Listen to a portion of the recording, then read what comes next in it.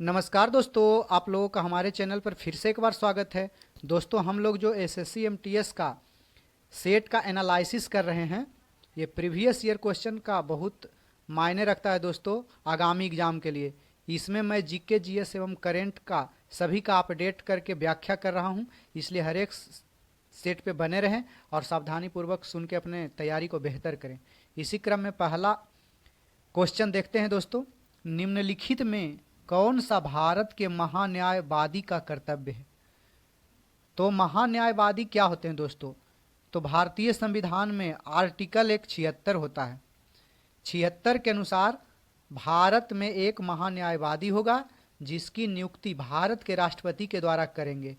दोस्तों, जैसे हमारा सर्वोच्च न्यायालय में मुख्य न्यायाधीश होते हैं, उसी तरह से सर्वोच्च न्यायालय में एक मुख्य वकील होता है भारत सरकार का, जो कि दूसरा ऑप्शन देखिए यहाँ, कानूनी मामलों पर भारत सरकार को सलाह देता है। यानी कि भारत सरकार का मुख्य वकील जो भारत सरकार को सलाह देता है उसे भारत का महान्यायवादी कहते हैं, और राज्य सरकार को सलाह देने के लिए एडवोकेट जनरल होता है। तो अभी वर्तमान में याद रखेंगे कि भारत के मुख्य महान्यायवादी कौन हैं। तो याद रखेंगे दोस्तों, आर वेंकट रमनी। सभी जीके जीएस का डिस्क्रिप्शन करता हूं दोस्तों एवं करंट का अपडेट करता हूं, इसलिए हर एक क्वेश्चन को इंपॉर्टेंट मानकर वीडियो में बने रहें। नेक्स्ट क्वेश्चन, बहुत मेहनत लगता है दोस्तों, इसलिए लाइक भी करते चलें। नेक्स्ट क्वेश्चन देखते हैं। घेघा रोग में किस ग्रंथि के आकार में वृद्धि हो जाने के कारण गले के अगले भाग में सूजन आ जाती है? तो घेंघा रोग देखते होंगे गांव समाज में बहुत सारा का गर्दन बहुत मोटा हो जाता है। इसमें दोस्तों थायराइड ग्रंथि फूल के मोटी हो जाती है, क्योंकि थायराइड ग्रंथि में थायरोक्सिन हार्मोन की कमी होती है। इसलिए थायराइड ग्रंथि से थायरोक्सिन हार्मोन निकलता है और इसकी पूर्ति करने में मदद करता है आयोडीन, यानी कि आयोडीन की कमी से घेघा रोग होता है, इसलिए आयोडीन की पूर्ति करते चलें। और अधिवृक्क ग्रंथि के बारे में अगर जानते हैं हम लोग, तो दोनों किडनी के ऊपर पाया जाता है अधिवृक्क ग्रंथि। पीयूष ग्रंथि को तो जानते ही आप लोग, पीयूष ग्रंथि को मास्टर ग्रंथि के नाम से भी जानते हैं। जबकि पीनियल ग्रंथि एक होता है जिससे मेलाटोनिन हार्मोन निकलता है, इसीलिए यह मेलाटोनिन हार्मोन किसी भी व्यक्ति को सोने और जगने की क्रिया को नियंत्रित करता है, कब सोना है कब जगना। इसलिए रात में जगने से नींद नहीं आती है, क्योंकि सोने के बाद मेलाटोनिन हार्मोन का सिक्रेट होता है, इसलिए मेलाटोनिन हार्मोन को सोने का हार्मोन भी कहा जाता है। नेक्स्ट क्वेश्चन देखते हैं। और अंधेरे का हार्मोन भी कहा जाता है दोस्तों मेलाटोनिन हार्मोन को, इसलिए याद रखेंगे। निम्नलिखित में से कौन कथक केंद्र के निदेशक थे और उन्होंने कलाश्रम नाम से अपना स्वयं का नृत्य विद्यालय शुरू किया था? कथक केंद्र के निदेशक थे, मतलब बताने वाले, और अपना एक विद्यालय खोले थे, उसका नाम था कलाश्रम। तो पंडित बिरजू महाराज, जो कि कथक नृत्य के महान पुरोधा थे, पंडित बिरजू महाराज। पंडित बिरजू महाराज को 1986 में पद्म विभूषण, जो कि भारत सरकार का भारत रत्न के बाद दूसरा महान पुरस्कार है, पद्म विभूषण। तो दोस्तों याद रखेंगे पंडित अच्छन महाराज। अच्छा, ये कथक कहाँ मनाया जाता है दोस्तों? तो कथक उत्तर भारत का प्रसिद्ध नृत्य है, ये भी जानेंगे, खास करके यूपी में। पंडित अच्छन महाराज कौन थे? तो पंडित बिरजू महाराज के पिताजी थे, जबकि पंडित शंभू महाराज और पंडित लच्छू महाराज दोनों चाचा थे, और ये चारों कथक नृत्य के निदेशक थे। नेक्स्ट क्वेश्चन देखते हैं। झारखंड में मवेशियों के सम्मान में, यानी कि झारखंड में पशु पक्षियों के सम्मान में डैश दिवाली के तुरंत बाद अमावस्या के अगले दिन मनाया जाता है। झारखंड में मवेशी के सम्मान में कौन त्योहार दिवाली के तुरंत बाद अमावस्या के अगले दिन मनाया जाता है? तो सोहराय दोस्तों। सोहराय जो है मवेशी के सम्मान में झारखंड में मनाया जाता है। जबकि भगता पर्व भी झारखंड में ही मनाया जाता है। भगता पर्व को बुध बाबा के पूजा के रूप में वो लोग मनाता है। और शाम में भक्त लोग मुखौटा पहन के और छऊ नृत्य में भाग लेता है। छऊ नृत्य कहाँ कहाँ मनाया जाता है दोस्तों? तो पश्चिम बंगाल, झारखंड एवं उड़ीसा का नृत्य है छऊ नृत्य। तो इसको भी याद रखेंगे। मकर तो जानते हैं, मकर संक्रांति मनाया जाता है जिसमें चूड़ा दही तिलकुट खाया जाता है, यानी कृषि के सम्मान में।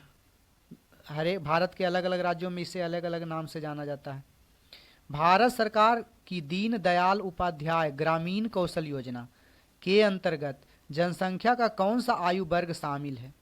तो दीन दयाल उपाध्याय ग्रामीण कौशल योजना में 15 से 35 वर्ष तक के बच्चों को, जनसंख्या को शामिल किया जाता है। व्यक्ति को, 15 से 35 वर्ष के व्यक्ति को। दीन दयाल उपाध्याय ग्रामीण कौशल योजना ग्रामीण विकास मंत्रालय के सौजन्य से चलाया जाता है और इसमें 15 से 35 वर्ष तक के युवाओं को न्यूनतम मजदूरी देने का वादा किया जाता है, रोजगार देने का वादा किया जाता है, सरकार के द्वारा काम दिया जाता है। नेक्स्ट देखते हैं, 2023 का आईपीएल फाइनल मैच निम्नलिखित में से किस शहर में आयोजित किया गया था?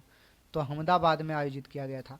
अहमदाबाद में दोस्तों जानते हैं विश्व का सबसे बड़ा cricket stadium Narendra Modi cricket stadium है, जिसमें दर्शकों की क्षमता 1.10 के से ऊपर है, प्लस है, 1,10,000 से ऊपर। आईपीएल की अगर बात करें दोस्तों तो पहला आईपीएल 2008 में खेला गया था, आईपीएल की शुरुआत। अभी वर्तमान में करेंट को आप याद रख लीजिएगा, वर्तमान में 17वां आईपीएल खेला गया है। इसके प्रायोजक टाटा थे, टाटा कंपनी। और अभी वर्तमान में 10 टीम खेली है आईपीएल।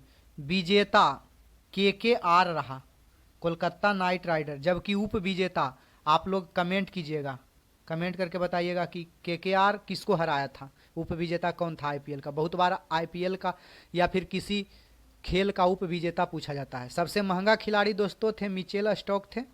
सर्वाधिक रन विराट कोहली मारे थे 741 रन, जबकि सर्वाधिक विकेट हर्षल पटेल लिए थे 24। नेक्स्ट क्वेश्चन देखते हैं।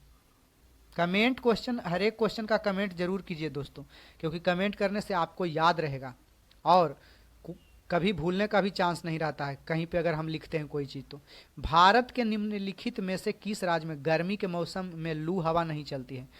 तो सबसे पहले जान लीजिए कि लू कहाँ चलती है। तो लू उत्तर भारत में चलती है। उत्तर भारत में गर्मी के दिनों में धूल भरी जो आंधी चलती है उसी को लू कहते हैं।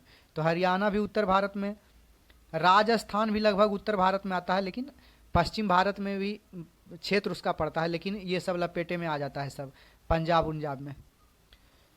गोवा में ये नहीं चलती है क्योंकि गोवा दक्षिण भारत में लगभग पड़ जाता है, दक्षिण पश्चिम क्षेत्र में आ जाता है। तो उत्तर भारत में लू। काल बैसाखी दोस्तों याद रखेंगे, गर्मी के मौसम में पश्चिम बंगाल में चलने वाला जो है धूल भरी आंधी है, गर्मी के मौसम में चलता है। नेक्स्ट क्वेश्चन देखते हैं, बजट घाटा क्या है? तो बजट में घाटा राजस्व पर सरकारी व्यय की अधिकता। अगर सरकारी व्यय ज़्यादा हो जाएगा तो राजस्व पर बोझ पड़ेगा, उसी को बजट घाटा कहते हैं। यानी बजट घाटा क्या है? तो राजस्व पर सरकारी व्यय के अधिकता जब होगा तब उसे बजट घाटा कहते हैं। नेक्स्ट क्वेश्चन देखते हैं, किस भारतीय संगीतकार ने 1994 में राय कूडर के साथ a meeting by the river के लिए ग्रैमी पुरस्कार जीता था? तब विश्व मोहन भट्ट को 1994 में राय कूडर के साथ a meeting by the river, इसके लिए इन्हें विश्व मोहन भट्ट को 1994 में ग्रैमी पुरस्कार मिला था। ग्रैमी पुरस्कार दोस्तों इसकी स्थापना 1959 में हुआ था और यह यूएसए के द्वारा दिया जाता है, संयुक्त राज्य अमेरिका के द्वारा दिया जाता है। भारत में सर्वाधिक बार ग्रैमी पुरस्कार जीतने का रिकॉर्ड पंडित रविशंकर जी को जाता है, जो 5 बार जीते थे, ग्रैमी अवार्ड जीते हैं अब तक। पंडित रविशंकर किस वाद्य यंत्र से संबंधित है? आप लोग कमेंट कीजिएगा। 2024 में भी हाल फिलहाल में शंकर महादेवन एवं उनके ग्रुप को ग्रैमी पुरस्कार मिल चुका है। पंडित रविशंकर वाद्य यंत्र कमेंट कीजिएगा आप लोग। हरिप्रसाद चौरसिया बांसुरी बजाते हैं, जाकिर हुसैन तबला बजाते हैं। नेक्स्ट क्वेश्चन देखते हैं। किस नृत्य के ठीक शुरू किए जाने से पहले सेवा कली नामक एक अभ्यास सत्र किया जाता है, जो एक मंदिर परिसर में होता है? जैसे क्रिकेट वगैरह में भी आप लोग जानते ही होंगे कि अभ्यास मैच भी खेला जाता है, उसी तरह से नृत्य शुरू करने से पहले सेवा कली नाम का एक अभ्यास सत्र किया जाता है। तो कथकली, कथकली कहाँ प्रसिद्ध है? केरल में है। कुचिपुड़ी आंध्र प्रदेश में है। जो आंध्र प्रदेश ट्रिक के याद पे रखेंगे कि आंध्र मतलब अंधा, अंधा आदमी कच्चा पूड़ी खाता है, तो आंध्र प्रदेश में कुचिपुड़ी नृत्य। ओडिसी उड़ीसा में किया जाता है, जबकि कथक उत्तर भारत का भी जस्ट हम लोग किए आगे के क्वेश्चन में पंडित बिरजू महाराज वाला में। यदि एक ईंट पर 7 न्यूटन बल लगाया जाए और वह 5 मीटर तक गति करता है तो किया गया कार्य कितना होगा? सबसे पहले न्यूमेरिकल आता है दोस्तों, तो हमेशा मैं बताता हूँ कि जितना एएलपी टेक्नीशियन का सेट करवा चुका हूँ उसमें सब में 1-2 न्यूमेरिकल रहता है सेट में। इसमें तो एमटीएस वाला में पहला 3 सेट में पहला बार न्यूमेरिकल आया है। सबसे पहले लिखिए 7 न्यूटन बल, यानी कि बल दिया है एफ, एफ का मान है 7 न्यूटन, 5 मीटर तक गति करता है, यानी दूरी किया है, एस, एस होता है दूरी दोस्तों, जिसको कि 5 मीटर तक गया है। तो पूछ रहा है कार्य डब्लू बराबर, डब्लू बराबर आप पढ़े हैं एफ एस कॉस थीटा। तो दोस्तों जहाँ थीटा कितना डिग्री से कितना दूरी तय करती है तब कॉस थीटा लगाएंगे, क्योंकि इसमें तो एंगल कुछ दिया हुआ नहीं, तो हम लोग डब्लू बराबर एफ एस का खाली लेंगे। एफ कितना है दोस्तों? 7 न्यूटन, और दूरी कितना चला है 5, तो 7 × 5 = 35 जूल, कार्य का मात्रक जूल, तो यहाँ पे 35 जूल दिया है। अगर रहता कि एक ईंट पर 7 न्यूटन बल लगाया जाए और वह 5 मीटर तक गति करती है, जो 45 डिग्री के सापेक्ष में 5 मीटर तक गति करती है, तो 45 डिग्री तक कॉस 45, यहाँ कॉस का कॉस थीटा की जगह 45 आप रखते, और कॉस 45 का मान रख के 7 × 5 × कॉस 45 का जितना मान होगा उतना रख के आपको सोल्व करना पड़ता। नेक्स्ट क्वेश्चन देखते हैं दोस्तों। राजस्व व्यय क्या है? राजस्व व्यय क्या है? तो दिन प्रतिदिन के सरकारी कार्य पर जो व्यय होता है वही राजस्व का व्यय है। राजस्व मीन्स भंडार, तो भंडार का व्यय क्या है? तो रोज हम लोग अपने भंडार से जो खर्चा करेंगे वही हमारा भंडार का व्यय हुआ। तो उसी तरह से राजस्व व्यय क्या है? दिन प्रतिदिन के सरकारी कार्य पर जो व्यय किया गया धनराशि, उसी को राजस्व व्यय कहते हैं। नेक्स्ट क्वेश्चन देखते हैं। पवित्र पर्वत कैलाश भारत के किस पड़ोसी देश में स्थित है? तो चीन में है। चीन बहुत अरुणाचल प्रदेश को अपना हिस्सा बनाता है दोस्तों, और बोलता है। हम लोग का भी हक है कि हमारे पूर्वज जो भोले बाबा थे वो कैलाश पर्वत पर विराजमान थे, वो जगह लूट के रखे हैं वो, इसलिए कैलाश पर्वत हम लोग का है। हम लोग भी अब आज से बोलना स्टार्ट करेंगे। पवित्र पर्वत कैलाश भारत के किस पड़ोसी देश में है? चीन में। जबकि अफगानिस्तान में तो आप लोग को पता ही होगा हिंदू कुश पर्वत श्रेणी है। पाकिस्तान में काला नमक पर्वत है, उसे काला नमक निकाला जाता है। नेक्स्ट क्वेश्चन देखते हैं। नौजवान भारत सभा के संस्थापक कौन थे? तो भगत सिंह नौजवान भारत सभा के संस्थापक थे। नौजवान भारत सभा की स्थापना 1926 में हुआ था, इसलिए इसको भी याद रखेंगे। चंद्रशेखर आजाद तो हिंदू सोशलिस्ट रिपब्लिक एसोसिएशन से जुड़े हुए थे, इनका पार्टी ये था। लाला लाजपत राय को पंजाब केसरी के नाम से भी जाना जाता है। Next question. माई स्टोरी किस महिला लेखक की आत्मकथा है? तो कमला दास की है। माई स्टोरी दोस्तों क्यों पूछा गया? क्योंकि भारत में सबसे अधिक बिकने वाली महिला आत्मकथा जो है लिखी है वो फेमस हुआ, यानी कि भारत में सबसे ज़्यादा बिकने वाली महिला आत्मकथा है माई स्टोरी बुक, इसलिए इसको हमेशा याद रखेंगे। अमृता प्रीतम भी उपन्यासकार हैं। और आशापूर्णा देवी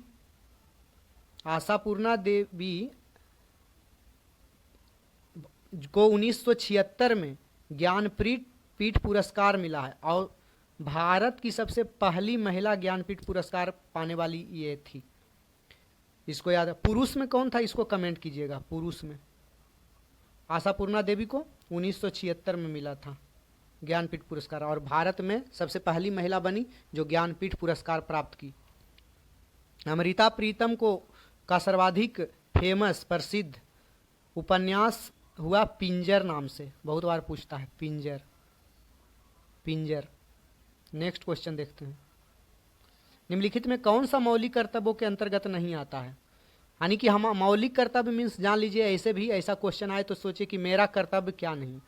तो राष्ट्र का सम्मान करना अपना कर्तव्य है, सद्भाव को बढ़ावा देना, भाईचारे को बढ़ावा देना अपना कर्तव्य है, वैज्ञानिक दृष्टिकोण को विकसित करना हमारा कर्तव्य है, और कर का भुगतान करना मौलिक कर्तव्य के अंतर्गत नहीं आता है, लेकिन लग रहा है कि हम लोग का जरूरी है, लेकिन इसमें फंस जाता है दोस्तों ऐसे क्वेश्चन में, इसलिए सबको याद रखेंगे।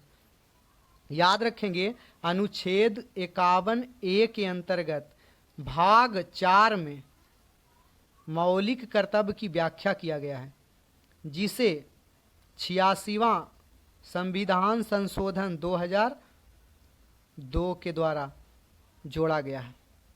अभी वर्तमान में मौलिक कर्तव्य की संख्या 86वां संविधान संशोधन 2002 में जोड़ा गया।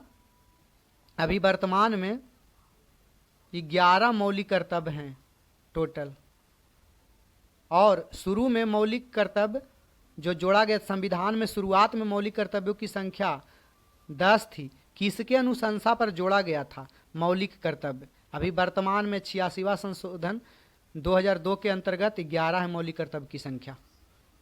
तो पहले 10 मौलिक कर्तव्य था, और किनके सिफारिश पर मौलिक कर्तव्य जोड़ा गया था, इसको कमेंट कीजिएगा आप लोग। और किस संविधान संशोधन में 10 मौलिक कर्तव्य शुरू में था, ये भी बता सकते हैं आप। हालांकि अभी मेन याद रखिएगा कि 11 को 86वां संविधान संशोधन 2002 के तहत। भिटारी मंदिर किस राज्य में है? भिटारी मंदिर उत्तर प्रदेश में है दोस्तों, जो गुप्तकालीन मंदिर है और विशेष प्रकार के ईंटों के अलंकरण से सजाया हुआ है। झारखंड में देवघर, बाबा देवघर का मंदिर है, बैद्यनाथ का मंदिर है। बिहार में बहुत सारे मंदिर है, राजगीर में मंदिर है, बोधगया में मंदिर है, पावापुरी का जल मंदिर है। उड़ीसा में, उड़ीसा के पुरी में भगवान जगन्नाथ के सम्मान में, विष्णु के सम्मान में रथ यात्रा निकाली जाती है, उनका मंदिर ही वहीं है, अभी वर्तमान में चल रहा है दोस्तों। डैश के सिद्धियों की सांस्कृतिक विरासत लगभग 300 वर्ष पुरानी है। किसका सिद्धि के सांस्कृतिक? तो गुजरात का, और उनका सिद्धि धमाल नृत्य उत्कृष्ट शैली है। तो गुजरात के सांस्कृतिक विरासत 300 वर्ष पुरानी है, जो कि धमाल नृत्य फेमस है। सिद्धि धमाल डांस कहाँ का उत्कृष्ट शैली है? बहुत बार क्वेश्चन पूछता है कि सिद्धि धमाल डांस, तो गुजरात का। मध्य उत्तर प्रदेश में हम लोग पढ़े हैं अभी जस्ट, कथक यहाँ का फेमस है, कथक नृत्य, जिसके महान पुरोधा पंडित बिरजू महाराज। मध्य प्रदेश में निमाड़ी और काठी नृत्य फेमस है वहाँ का। राजस्थान में तो घूमर जानते ही आप लोग। नेक्स्ट क्वेश्चन देखते हैं। निम्नलिखित में से किस स्थान पर मानसून के दौरान सबसे कम वर्षा होती है? मानसून जब चलते रहता है तो लेह या लद्दाख में बहुत कम बरसात होती है दोस्तों। सबसे ज़्यादा भारत में वर्षा मेघालय में होती है। मेघालय के भी मासिन राम एक क्षेत्र है, पहले चेरापूंजी था जहाँ की विश्व का सबसे ज़्यादा वर्षा होती है, लेकिन अभी वर्तमान में मासिन राम मेघालय में ही जगह है जहाँ की विश्व का सबसे ज़्यादा वर्षा होती है। नेक्स्ट क्वेश्चन देखते हैं। निम्नलिखित में से किस संस्थान ने खेलो इंडिया यूनिवर्सिटी गेम के तीसरे संस्करण में अधिकतम पदक जीते? कौन सा संस्थान है? तो पंजाब यूनिवर्सिटी। उस समय का करेंट क्वेश्चन था जिस समय ये चल रहा था एग्जाम। आप अभी वर्तमान में याद रखेंगे कि खेलो इंडिया यूनिवर्सिटी गेम कब से शुरुआत हुआ इसका? तो 2020 से। अभी जो बता रहे हैं उसी को याद रखिएगा, पहले वाला भूल जाइए। पहला खेलो इंडिया यूनिवर्सिटी गेम 2020 में स्टार्ट हुआ, उड़ीसा के भुवनेश्वर से स्टार्ट हुआ। भुवनेश्वर, उड़ीसा के भुवनेश्वर में 2020 में स्टार्ट हुआ। अभी वर्तमान की अगर बात करें तो चौथा खेलो इंडिया यूनिवर्सिटी गेम असम के गुवाहाटी में, असम में खेला गया, गुवाहाटी में। और चंडीगढ़ यूनिवर्सिटी पहला रैंक हासिल किया। जैसे उस समय क्वेश्चन 2023 में पंजाब यूनिवर्सिटी जीता था, अभी फर्स्ट पर रहा चंडीगढ़, चंडीगढ़ यूनिवर्सिटी। 1 नंबर पे। नेक्स्ट क्वेश्चन देखते हैं दोस्तों। अखिल भारतीय मुस्लिम लीग ने किस वर्ष देश के उत्तर पश्चिम और पूर्वी क्षेत्रों में मुसलमान के लिए स्वतंत्र राज्य की मांग का प्रस्ताव पेश किया? तो 1940 में मुस्लिम लीग ने। याद रखेंगे मुस्लिम लीग की स्थापना कब हुई? तो 1906 में हुई। किसके द्वारा? आगा खां और सलीमुल्लाह खां के द्वारा। इसका स्थापना ढाका बांग्लादेश में हुआ। ढाका बांग्लादेश में। अब बाद में मुख्यालय लखनऊ है, लखनऊ बनाया गया, अभी वर्तमान में लखनऊ, तो इसको भी याद रखेंगे। निम्नलिखित में से कौन सा उपन्यास मुल्क राज आनंद द्वारा नहीं लिखा गया? तो दोस्तों द गाइड नहीं लिखा गया। बाकी Coolie, private life of an Indian prince यानी कि एक इंडियन राजकुमार का, भारतीय राजकुमार का निजी जीवन, the swords and the sickle और कुली, ये तीनों जो है मुल्क राज आनंद द्वारा लिखा गया है। जबकि द गाइड किसके द्वारा लिखा गया है दोस्तों? तो द गाइड 1958 में R.K. नारायण, याद रखेंगे क्योंकि बहुत बार फंसते हैं दोस्तों। नारायण, R.K. नारायण, बहुत बार KR नारायण ऑप्शन में रहता है। R.K. नारायण, KR नारायण, तो आदमी कंफ्यूज होता है, इसलिए याद रखेंगे। द गाइड 1998 में R.K. नारायण के द्वारा लिखा गया है। इसी में एक पूछता है अरुंधति रॉय का the guide, the God of small things, sorry दोस्तों, अरुंधति रॉय का the God of small things, बहुत बार एग्जाम में ऐसे पूछता है, तो the God of small things के लेखक कौन है? तो अरुंधति रॉय।